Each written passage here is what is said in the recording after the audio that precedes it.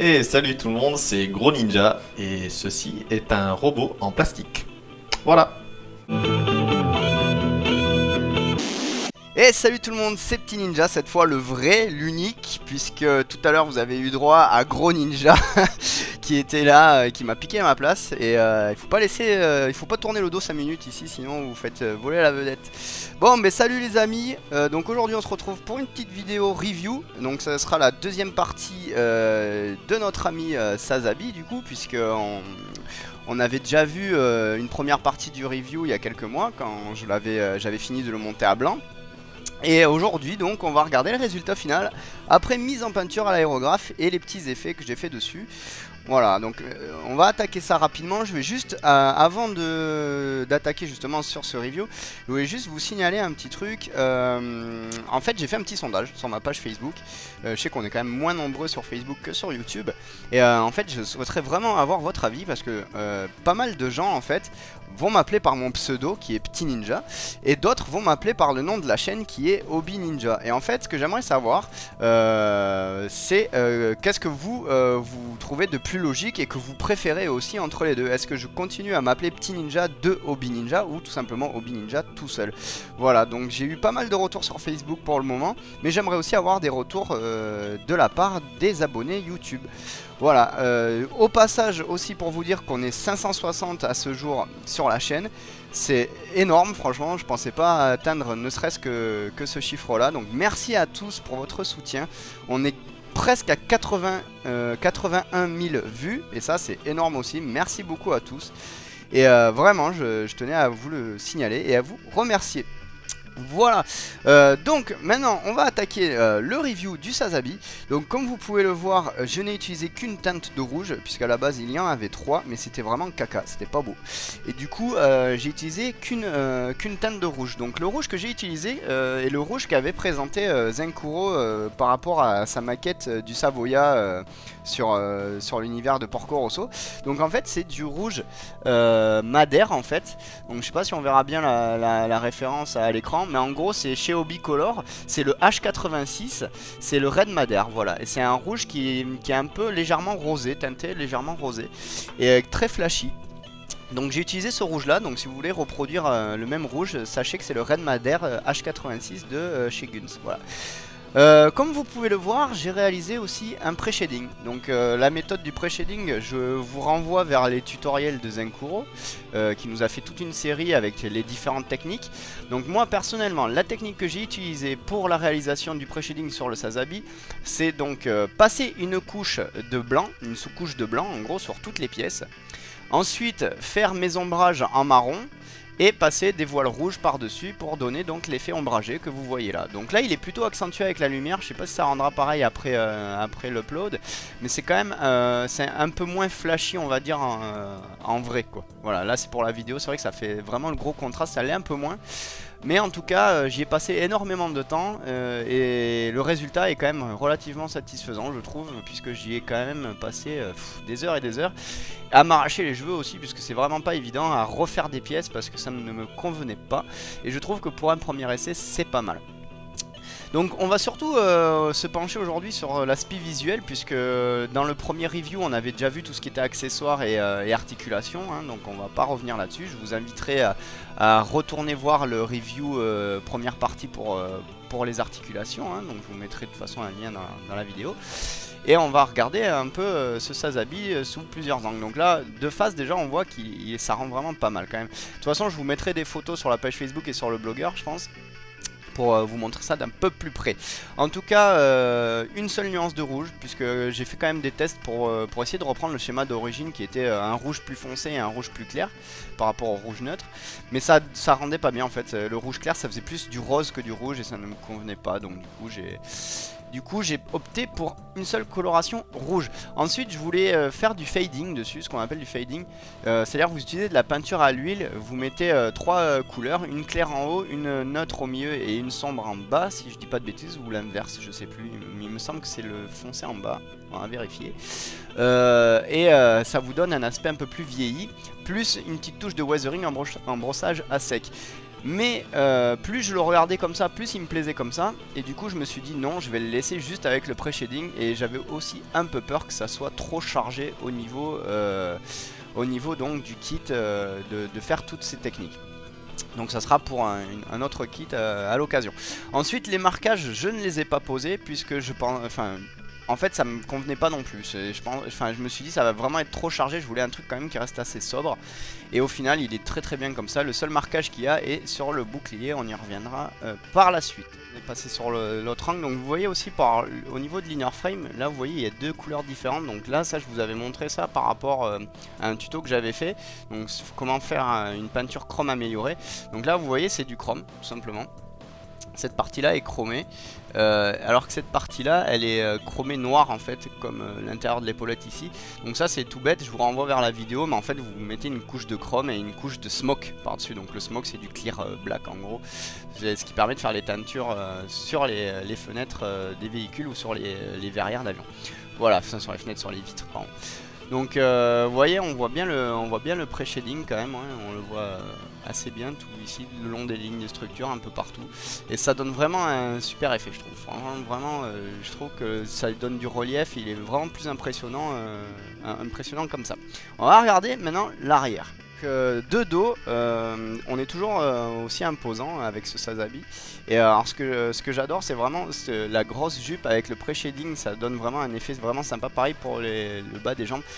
Vraiment on a un très beau kit. Franchement ce kit déjà en no paint rendait vraiment pas mal. Mais là je vous garantis avec un pré-shading et du panel line, franchement déjà on a une très belle machine. Donc vous voyez que les deux réacteurs je les ai pas en noir mat. Tout simplement pour symboliser l'aspect cramé, l'aspect brûlé, puisque les réacteurs quand même ça monte dans des températures très élevées. Et le fait de garder la tuyère jaune comme elle l'était à l'origine, je trouvais pas ça cohérent, puisque étant donné que ce sont des hautes températures qui passent par ces pièces là, elles sont censées être noircies. Donc d'où le choix d'une peinture noire mat. Voilà. Ensuite vous pouvez voir au niveau des bras que j'ai peint les vérins en doré et en chromé du coup pour avoir une meilleure on va dire un aspect un peu plus réaliste au niveau de ces pièces là, parce que souvent les vérins et les pistons sont de couleur dorée ou orangée. Voilà, après libre à vous de faire comme vous le souhaitez de ce côté là. Donc là j'ai fait un petit zoom sur le buste du Sazabi histoire que vous voyez un peu mieux les ombrages. Et du coup vous pouvez quand même apprécier là un peu mieux que tout à l'heure vu qu'il était plus en retrait. Et du coup franchement je vous conseille vraiment de tester au moins cette technique une fois si vous avez un aérographe, et que vous vous rendiez un peu compte de ce que ça peut donner, parce que en vrai bon ça rend toujours mieux que sur une vidéo. Et je peux vous garantir que l'effet est vraiment sympa quoi. C'est vraiment le premier test, comme je vous ai dit, c'est mon premier test de pré-shading, et j'en suis quand même content. Et c'est vrai que ça donne une certaine dimension qui est différente quand vous le voyez par rapport à un autre kit en fait. Donc voilà notre ami Sazabi avec tous ses panneaux déployés, et ben c'est impressionnant. C'est juste impressionnant. Donc vous voyez que pour la frame qui est censée être chromée à la base, moi j'ai plutôt opté pour une couleur dorée. Donc je sais qu'il y en a beaucoup d'entre vous qui vont penser de suite à Iron Man puisqu'il est rouge et doré. Et en fait du tout je me suis pas du tout inspiré d'Iron Man pour ce schéma de couleur. C'est juste que je trouve que le doré et le rouge ça va super bien ensemble. C'est pas pour rien que justement ils ont utilisé ces couleurs là pour Iron Man. Mais justement mon but c'était pas du tout de faire un Sazabi Iron Man, bien au contraire. C'était de juste avoir un schéma de couleur logique et qui flash quoi. Et du coup je me suis dit plutôt que de faire du chromé qui va être assez basique, je vais le faire jaune, enfin jaune doré, donc du coup du chromé avec du clear yellow. Et ça rend vraiment super bien. Donc vous voyez là il y a tous les panneaux qui sont ouverts. Donc en gros pour vous résumer, pour ceux qui n'auraient pas le Sazabi, donc vous avez le panneau de l'épaulette qui glisse vers le haut. Vous avez celui-ci qui va aussi glisser vers le haut avec à l'intérieur une série de petites tuyères de réacteurs qui vont bouger vers le bas. Vous avez le buste qui s'ouvre en deux parties. Vous avez cette partie là qui va vers le haut et cette partie là qui descend. Au niveau de la jupe vous avez la partie latérale qui vient glisser sur le côté. Sur la jupe du côté c'est pareil, ça descend en fait, ça avance et ça descend comme ça. Au niveau des pieds vous avez ce petit capot qui se lève, voilà. Et donc ça c'est pas la même partie logique. Enfin certains d'entre vous diront ouais mais ça devrait être doré logiquement. Non parce que ça c'est juste purement et simplement la frame tout court. C'est pas la frame spécifique qui est censée être chromée. Ça c'est censé être en gris à la base. Donc c'est vrai que j'aurais pu le faire en doré, mais ça aurait fait trop flashy je pense. D'où le fait que ça soit resté gris. Vous avez les panneaux de chaque côté des tibias qui vont se lever comme ceci. Donc vous le tirez et ensuite vous le levez. Vous avez un gros réacteur là-dedans. On regardera après. Si juste pour terminer, en haut vous avez les compartiments ici à funnels qui s'ouvrent. Donc vous avez la partie noire qui s'ouvre plus la partie chromée qu'on voit, que j'ai conservé en chromé parce que je me suis dit que si je le mettais en doré ça ferait trop chargé, donc j'ai conservé un aspect chromé à ce niveau là. Je vais essayer peut-être de vous le lever un peu, que vous voyez un peu plus. Voilà, vous voyez la partie intérieure est chromée, voilà tout simplement. Donc maintenant on va regarder l'arrière du Sazabi.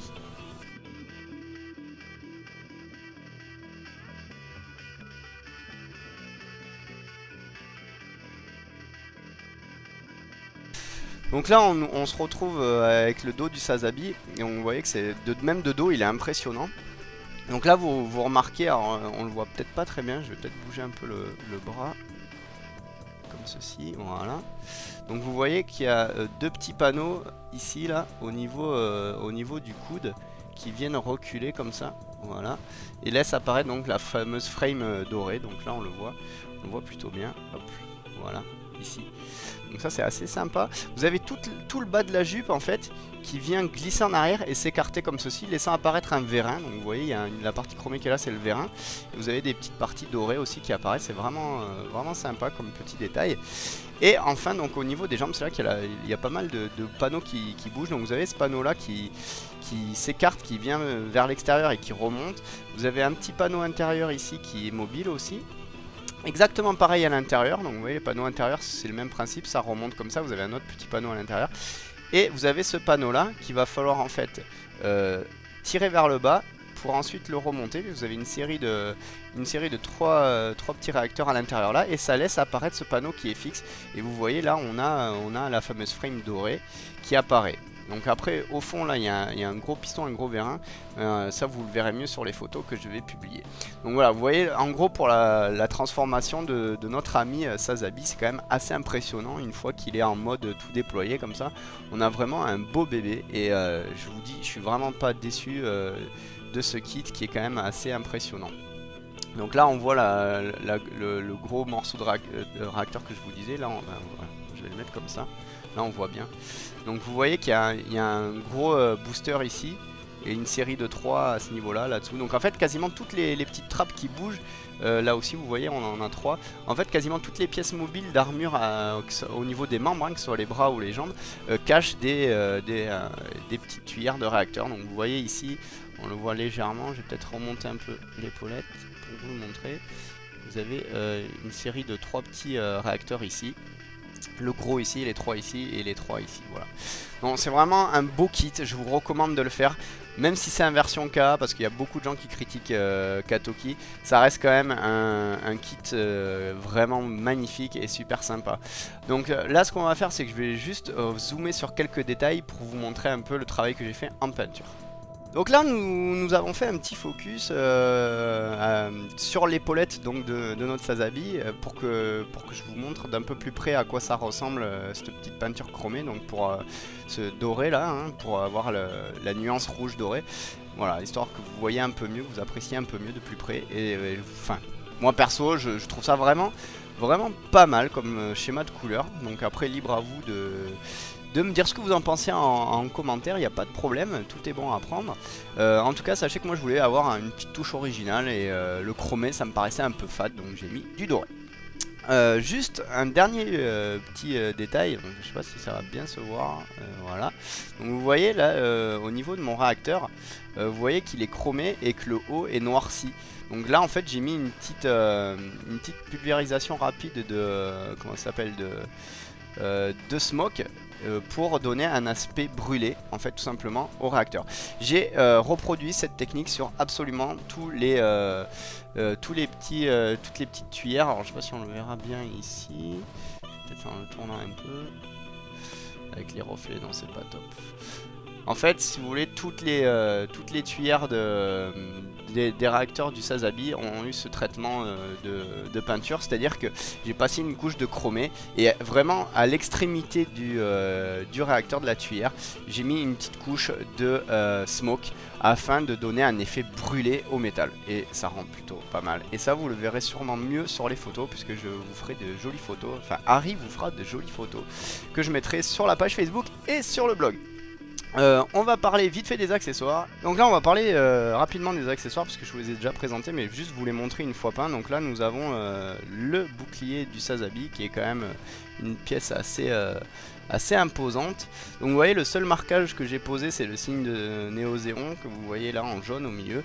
Et vous voyez qu'il y a aussi du pré-shading donc sur notre bouclier, que j'ai réalisé d'une seule teinte de rouge également. Si on tourne de l'autre côté, j'ai appliqué le même traitement que sur l'inner frame, c'est-à-dire que j'ai passé une couche de chromé suivie d'une couche de smoke. Et vous voyez, ça donne vraiment un aspect métal, et métal un peu usé et noirci. Et franchement, c'est vraiment sympa, j'aime bien cette couleur, donc je pense que c'est une technique que je réutiliserai sur d'autres kits. Et vous voyez que les 3 munitions qu'il y a au bout de notre bouclier, je les ai un peu travaillées, puisqu'on retrouve du gris métal, du rouge et du doré, voilà, pour histoire de rajouter quelques petits détails. Donc ça c'était pour notre bouclier, quand même assez impressionnant, et que je trouve vraiment sympa, qui est une belle pièce dans ce kit. Ensuite, au niveau du reste des accessoires, le fusil, bah, je l'ai pas plus travaillé que ça, je l'ai juste repeint en noir avec la petite pièce rouge qui est restée rouge sur le dessus, et j'ai juste l'avant du canon que j'ai peint en chromé, voilà. Voilà, donc j'ai pas fait un gros boulot là-dessus, ça ne m'intéressait pas parce que j'expose rarement mes kits avec leurs armes en fait, je sais pas, c'est rare. Quand je ferai du diorama peut-être, vu que c'est un projet que j'envisage. Donc après vous avez le gros canon qui est adaptable avec une des armes du... Alors je sais plus si c'est le Sinanju je crois. Avec une des armes du Sinanju. Je l'ai repeint en gris tout simplement. Voilà, c'est une arme qui est sobre et j'avais pas envie, comme je vous ai dit, de m'embêter un peu sur les armes. Au niveau des haches, on va avoir quelque chose de différent du coup, puisque j'ai réutilisé la même couleur que pour le bouclier et l'inner frame, donc une couche de chromé et de smoke. Et là ça rend vraiment pas mal, là c'est vraiment sympa. Donc après je vais vous montrer la hache aussi avec sa lame, sa lame d'énergie. Hop, je vous fasse ça. Et ça donne ceci. Je trouve ça vraiment génial. Vous avez 2 lames, vous en avez une qui est plus courte que celle-là, mais ça rend tellement mieux avec celle-là que je vous cache pas que si j'utilise la lame, la hache, ça sera comme ceci. Voilà. Bon, et ben voilà les amis, ça va être la fin de ce deuxième review. J'espère que ça vous aura plu, j'espère que mon Sazabi personnalisé vous aura plu.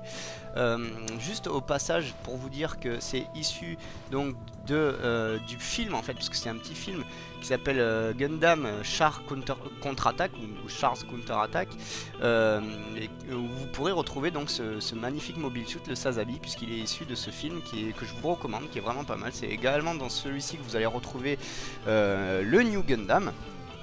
Et donc je vous conseille vivement de le regarder. Et bien écoutez les amis, je vous dis à très bientôt. Si cette vidéo vous a plu, vous mettez un petit j'aime dessus. N'hésitez pas à la partager, à me rejoindre sur les réseaux sociaux si ce n'est pas le cas. Je vous dis à très bientôt. Salut les amis. Vas-y, tu peux y aller. Et salut tout le monde, c'est Gros Ninja et ceci est un robot en plastique. Voilà. Pas mal. Vraiment. Vas-y. Oui.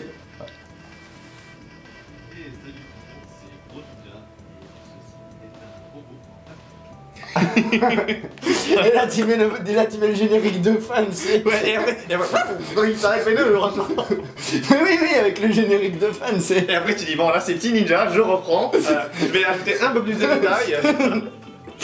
Non, oui c'est un robot en plastique, mais il s'agit également d'un vide, c'est le qui... Ah c'est pas mal pour le moment. En plus les gens ils vont se dire quoi? Putain.